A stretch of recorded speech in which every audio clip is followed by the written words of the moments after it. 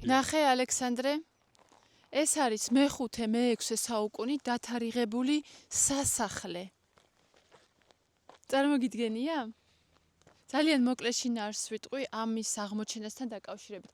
აი ეს ანძები რაც არის ჩვენს უკან, მათი აქ დადგმა დაყენება ხდებოდა 2020 წელს და მაშინ აღმოაჩინეს ზუსტად აქ რაღაც ადგილი. სამწუხაროდ 3 წლის განმავლობაში ვერ ხერხდებოდა ფინანსების მოძიება იმისთვის, რომ აქ დაწყებულიყო არქეოლოგიური გათხრები, აქტიური სამუშაოები და მხოლოდ 3 წლის შემდეგ დაიწყეს და საკმაოდ კარგი და საინტერესო რაღაცები აღმოაჩინეს.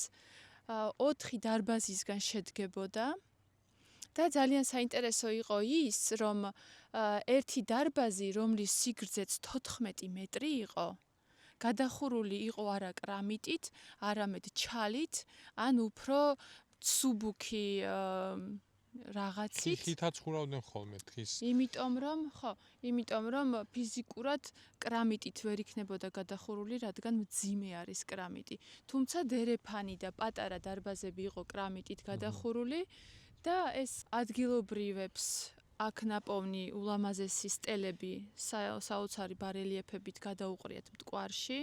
რატო? ალბათ ხელს უშლიდათ და გადაყარეს.